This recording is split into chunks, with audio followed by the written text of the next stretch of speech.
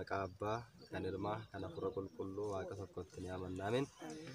Kabajamtootaaf dhaggeeffattoota hordoftoota chaanaalii keenya hundumti keessan bakka lafa jirtanitti nageenyi Waaqayyo isiniif haa baay'atu. Akkam jirtu jecha guyyaa har'aa kana egaa qophii addaa tokko qabadhee isinii dhiyaadheen jira. Qophiin kunis maa'inni ijoollota biratti dhimmi amantaa fi dhimmi dhugaa hammam akka bu'uureffame yookiin immoo hammam akka beekame mee ijoolleen dhimma amantaa isaan irratti yookiin daa'imman dhimma amantaa isaan irratti yaada akkamii yaada bilchaataa akkamii qabu isin immoo yookiin nuti immoo ijoolloo biratti gaafa of madaallu yaada akkamii qabna kan jennu ijoollota kana wajjin mari'achuudhaaf guyyaa har'aa kana sagantaa keenya jalqabnee jirra. Meestii dhugaa fi soba jechuun maal jechuudha? Dhugaa fi soba jechuun karaa baay'eetiin ibsamuu danda'a. Akka yaada kiyyaatti akka amantii kiyyaatti soba jechuun cubbuu kana kan wal qabatedha. Dhugaa jechuun immoo waaqa jechuun dhugaa jechuudha. Waaqa jechuun mataa isaatti dhugaa jechuun iyyuu waaqa jechuudha. Akka yaada kiyyaatti jechuudha. Akkasitti nutti fakkaata. Kanaafuu sobaa fi garaagarummaan sobaa fi dhugaa maali? Garaagarummaan sobaa fi dhugaa jiru akka daayiblos jechuudha soba jechuudha. Soba jechuun daandii boruu keenya kan balleessu, yaada har'a keenya kan gufuu ta'u, jireenya boruu keenya mana waaqarraa kan gufuu ta'udha jechuudha. Soba jechuudha. Soba jechuun kan Waaqayyo hin jaallannedha jechuudha. Soba jechuun kan Waaqayyo hin jaallanne. Kanaaf amma namni biyya lafaa kanarra gaafa jiraatu soba duukaa dhamoo dhugaa duukaa bu'ee jiraatu fakkaata. Akka yaada kiyyaatti addunyaa kanarratti namni hundinuu cubbamaadha. Waaqa tokkichaan alatti namni hundinuu cubbamaadha. Akka yaada kiyyaatti akka addunyaan kun soba duukaa bu'ee waan jiraatu natti fakkaata. Maaliif sitti fakkaata? Namni yeroo baay'ee soba duukaa bu'ee jiraata. Soba waan garaagaraa jira. Maaliif sitti fakkaata? Namni maaliif soba sitti fakkaata? Jireenya lafa kanaaf jecha natti fakkaata akka yaada kiyyaatti jireenya lafa kanaatiif jecha. Jireenya lafa kanaa gaafa jennu fakkeenyaaf amma namni hojjetaa hin argataa weebbaa nyaataa kanaan booddee immoo namni hin du'a erga du'eetiin booddee immoo yaa'u jireenyi jira. Namni gaarii hojjetu gara gannataa deema namni garaa hojjetu immoo gara si'oolitti deema. Osoo kana beekuu namni maaliif soba sitti fakkaata moo wallaalee sitti fakkaata? Otuma beekuu natti fakkaata akka yaada kiyyaatti namni tokko jireenya lafa kanaa qofa waan jaallatuuf. Kan samii raafatee jireenya biyya lafaa kan duukaa bu'u jechuudha. Jireenyi akka hin jirretti amanaa namni jireenyi du'aan booddee jireenyi jira jedhee amanaa. Akkasumatti fakkaata akka yaada kiyyaatti. Jireenyi kanaan booddee jiru biyyuma lafaa irratti. Jiraannaa isa jedhu yaada. Haa ta'u tole sobaaf dhugaa jechuun maal jechuudha? Garaagarummaan isaanii. Sobaaf dhugaa jechuun sobni amma karaa deemaa jirtu duuba akka isuma kanaan booda waanuma sobni jechuun waan gaarii hin taane jechuudha. Dhugaan immoo waan gaarii ta'u. Waan gaarii ta'u waan ijaaratu waan waaqayyo itti gammadu jechuudha. Kanaaf sobni addunyaa kana irratti hin barbaachisaa? Hin barbaachisu. Maaliif? Akkasumas kanammoo waan balleessa keetiin soba amma soba hojjette amma sobni sun siita siif hin ta'u. Addunyaa kanarra hin ta'u. Kanaafuu sobuun hin barbaachisu. Dhugaa hojjechuudha. Mee sobni maali? Sobaaf dhugaa garaagarummaa isaanii. Sobaaf dhugaan garaagarummaa isaanii amma namni tokko gaarii hojjetaa inni tokko immoo isa gaarii hojjetu san karaa isaatti bakka inni ati amma gaarii hojjettaa ani cubbamaadha akkana ta'ii maal namaa har'a bataskaana deemte maal sii godha du'uu kennu oolumoti ati hojii kennu hojjetattu minamina. Wanta sobaatti inni sobaa sun nama gaarii wanta sobaatti nama marraa jechuudha. Nama ajaja nama harkisaa jechuudha. Garuu sobni hin barbaachisaa addunyaa kanatti gaafa. Hin barbaachisu. Fakkeenyaaf dhugaa fi garaagarummaan sobaaf dhugaa maal sitti fakkaata? Garaagarummaan dhugaa inni gaarii hojjete amma mana waaqattis akkuma gaarummaa sanitti bootaa gaarummaa saniiti. Inni immoo cubbamaa sun garuu bakkuma cubbamaa san deema jechuudha.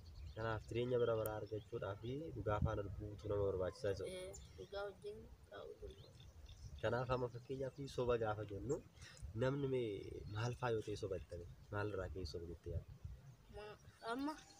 Amma bataskaana hin deemu moti inni tokko amma qeesinumtiyyuu hin dubbatu an kitaabarra isaan dubbisan malee akka qeesi numtiyyuu gisee tokko eessoom waan taanetti bakka amma jijjiru warri kaan amma kitaabarraa malee amma mana qeesii isa tokko malee inni tokko achi si barsiisa ooletu achi ba'ee mana maxaxxii seenetu waan baay'ee haasaa jechuudha.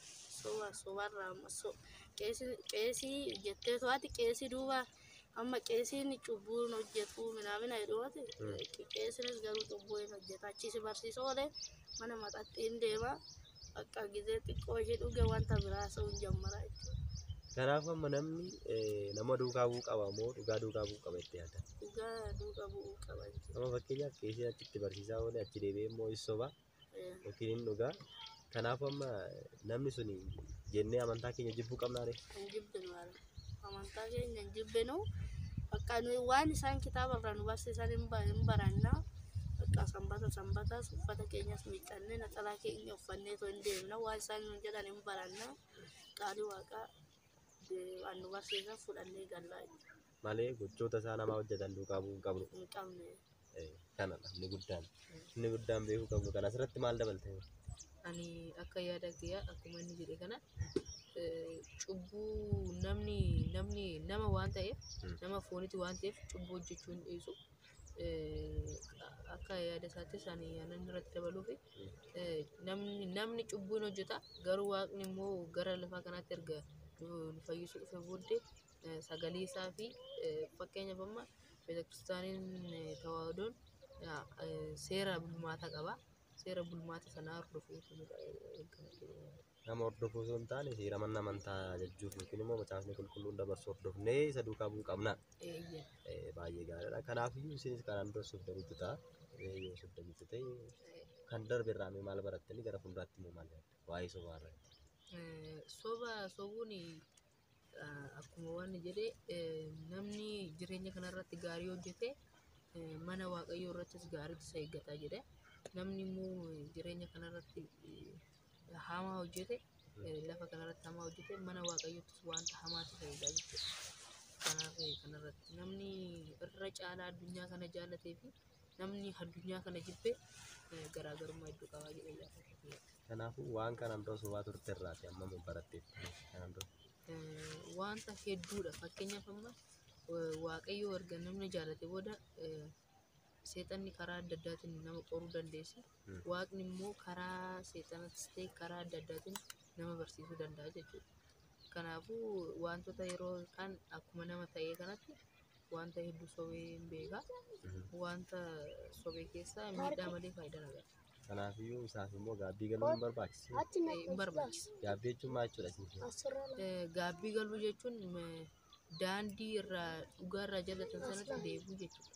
Dhugaa irraa jallatanii soba duukaa bu'anii isaan booddee immoo soba sanitti gaabbanii sirrii akka hin taane amananii gara dhugaatti deebi'u. Isaaf immoo adabbii fudhatanii deebi'uutu of qulqulleessuun barbaachisaadha. Kanaaf amma ati gaabbii galuun barbaaddaa jechuudha. Gaabbii galtee beektaa kanaan dura? Kanaan dura gaabbii galee beekaya. Galee beeka. Kanaafuu ammas immoo gara fuulduraatti waan balleessitee erga gaabbii galtee immoo ammas gaabbii galtee qulqullooftee gara waaqayyootti deebitee amantii kee duukaa buutee jiraattaa jechuudha. Kanaafuu baay'ee gaariidha. Haa ta'u akkamii kanaan dura waan sobdee beekterraa maal baratte mee? Sobni akka hin barbaachisne baratteetta. Kanaan booddee gara fuulduraatti maal yaadda? Akkam sobni hin barbaada. Kanaan booddee sobuun barbaadda. Maatii keessa ta'ee jireenya kee keessatti sobuun barbaadda. Sobni sirrii miti. Kanaan booddee gaabbii galtee deema. Sobni waan godhu dhugaa dubbachuudha malee. Baay'ee gaariidha. Mee ati kanaan dura waan sobdee beekterraa kun immoo dabarsiteerraati maal baratte? Waan sobee beeku sanirraa amma isa gaabbii godhadheetan waan sobe sana karaa dhugaatti deebi'e. Kanarra sobuun uumaa nama hin barbaachisu. Ofumaaf of miidhas kanaaf jecha akka soba dhiiseera jechuudha akkuma duraan dubbanneessa. Soba dhiiseetta dhaggeeffattootaaf kabajamtoota keenya egaa qophii keenyarraa waa hedduu akka barattan abdii qabna. Mee warra qophii kana dhaggeeffataniif mee isinii waa'ee dhugaa fi sobaa irratti ergaa maalii isaaniif dabarsitu? Kanaan dura isaanis sobanii beekuu danda'u ta'a yookiin immoo hin sobne yoo ta'e immoo gara fuulduraatti akka hin sobneef maal jettaan? Akka hin sobneef bakka namni tokko sobeera inni tokko immoo hin sobne nama qulqulluudha inni tokko immoo sobaadha moti. Nama inni sobaa suni nama qulqullaatti siqeetoot maaliif inni akkanatti hojjeta?